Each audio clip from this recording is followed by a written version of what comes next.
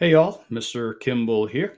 Thought I would take a few minutes and go through some of the grammar definitions with you. We do use on the Jersey High School campus no red ink, and for some of you, you need a little bit of extra help.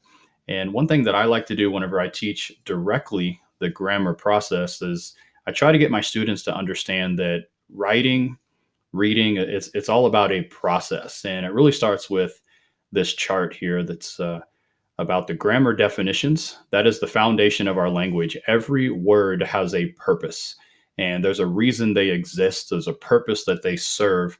And if you don't understand what some of the basic definitions are, then you're kind of giving yourself a little bit of a disservice. Eventually, you start putting some of those words together and you have phrases.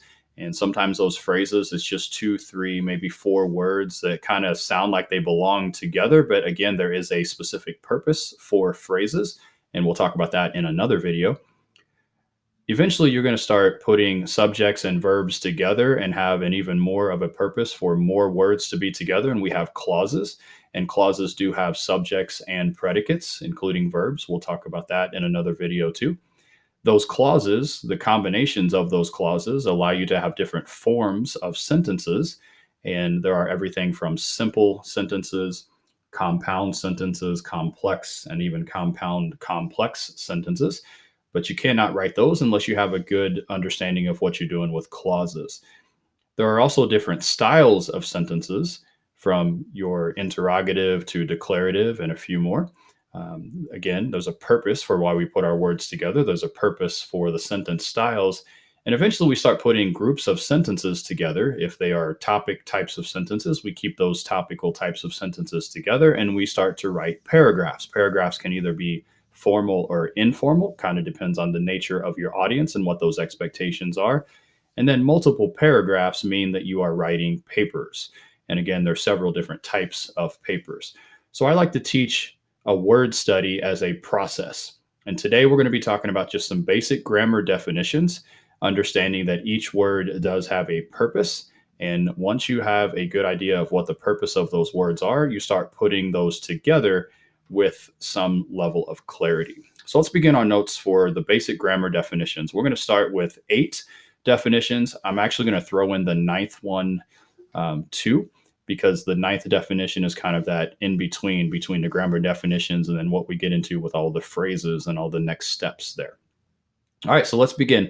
And I'm not going to expand on these definitions, just very, very brief, um, maybe an example or two, and then we're going to move on to a different video. So we'll start with nouns, a word that names a person, place, thing, or idea. So even in this video that you are watching, you can see lots of different nouns, everything from my headphones to my eye, my nose, my mustache, beard, my neck, my sweatshirt, the light that's back there. There's a picture of a cow in the background. So the picture or even cow is a topic. The microphone that's right here, the light that's kind of glowing in the top. You literally, if you were to stop this video and just look around the room, there are probably hundreds of nouns that you could name immediately. Even the shadow or the shading that's there, those are considered nouns. So again, noun, a word that names a person, place, thing, or idea. Pronouns, definition number 2. A pronoun is a word that represents a person, place, thing, or idea. So sometimes you don't necessarily want to name the item.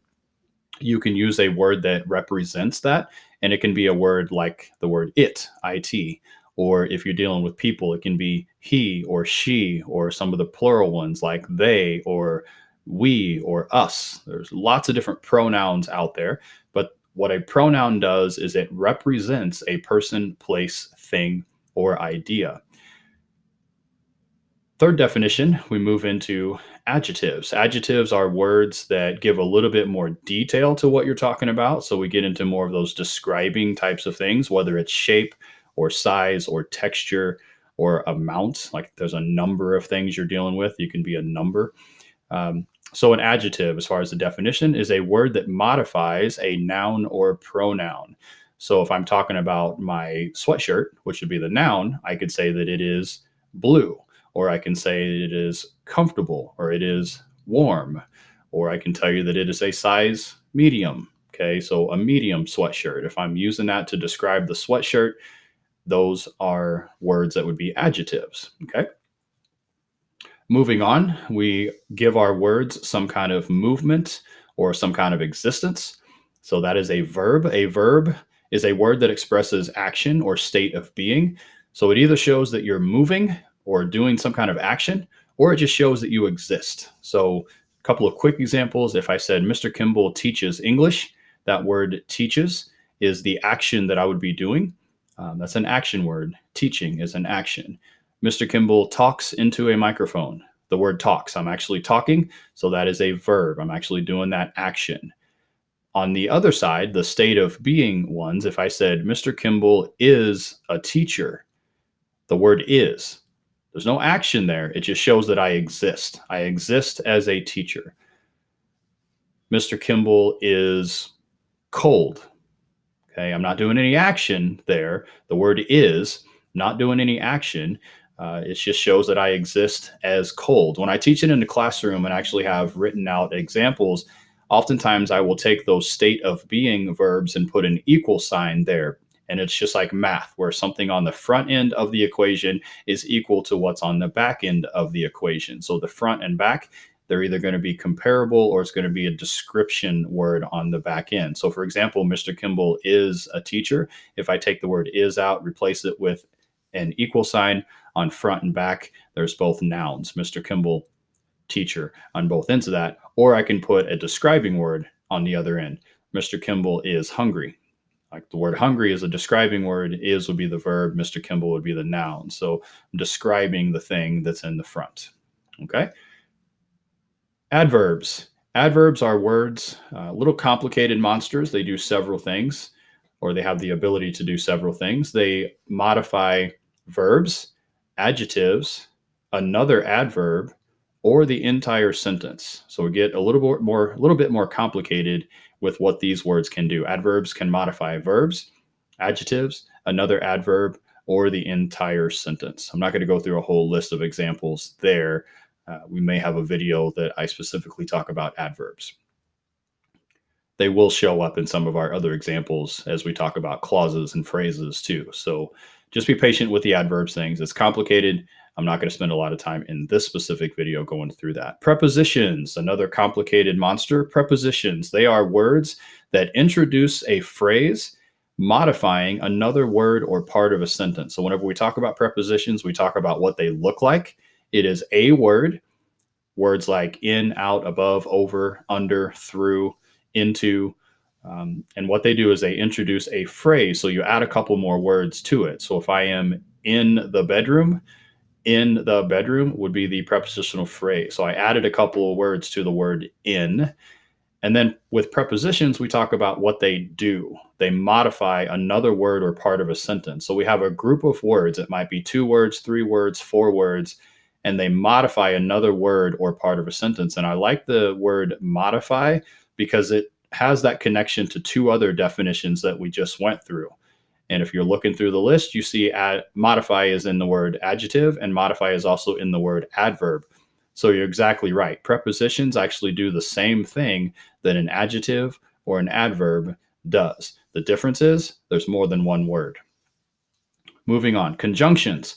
Conjunctions are a word or group of words which join words, phrases, or clauses. And I did not do a good job with my punctuation as I top this up, so I'm going to fix that right now. Words, phrases, or clauses. So conjunctions can combine individual words, clauses, or phrases. And finally, interjection. I see that my time is running out, so I'm going to do another video here to get the last definition here in just a second. Interjection is a word or group of words which expresses strong or sudden emotion. So those moments whenever you stub your toe, or whenever you hit your thumb, or whenever you bite something and it kind of messes with your face a little bit, those are interjections, the words that are kind of the reaction words most of the time. Part of the reason those are thrown into the first 8 interjections is because we just don't know where else to put them. We really spend most of our time with definitions 1 through 7 as the foundation of our English language, and everything just builds off of that. Okay, with that, I'm going to stop this video before I record my video on verbals. I'll talk to you in a minute.